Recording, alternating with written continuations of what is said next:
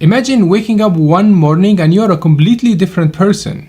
You can't control yourself, you say bad words, you can't stop touching other people, and you have weird desires. Let me tell you the story of Phineas Gage. On September 13, 1848, the 25-year-old Phineas Gage, he was a normal, polite, and disciplined man. He was a foreman working on a railroad in Cavendish, and he was pinning holes and blasting black rocks. While he was packing the hole with sand, his 13-pound tamping iron rod sparked the hole and detonated the gunpowder. Then his rod, which is 3 feet and 7 inches, went directly through his head, went from his left cheek to behind his left eye, went through his brain and exited through the middle of his head and landed 30 yards, which is about 25 meters away. Wow, this was a big trauma for him. Miraculously, he did survive this trauma and he was able to walk a few minutes later. But since the accident, Phineas Gage became a completely different person. He was impulsive,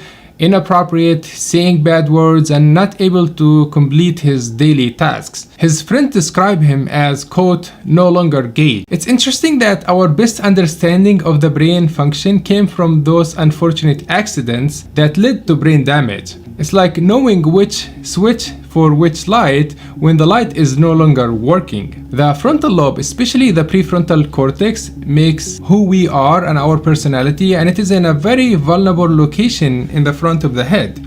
So people, when they have accidents, the brain usually smacks against this very rigid skull, and that causes lots of damage after the accident. It's like seeing a child next to you eating an ice cream and you want this ice cream so badly.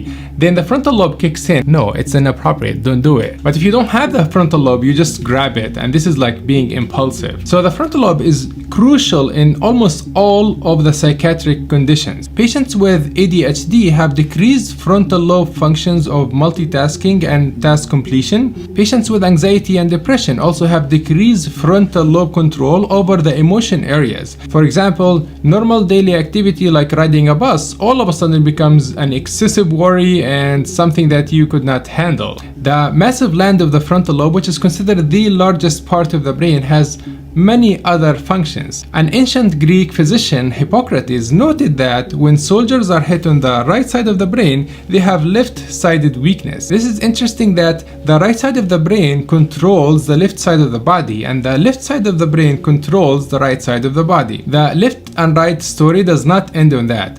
The left side of the brain controls the language production. You speak through your left side of the brain, and the same side on the other side is responsible for emotional processing and understanding others' emotions and adding emotions to your own speech. That's cool, huh? Let's go back to our friend. Phineas Gage did recover and was able to hold a job in Chile and California and was normal afterwards. This gives a hope for people with brain damage and accident that things can recover and be normal after some time. However, he did develop epilepsy from that scar in his brain. 11 years later, at the age of 36, Phineas Gage had seizures in the day and night, and they did not stop, and that is called status epilepticus, and he died because of that. So he did technically die because of his accident.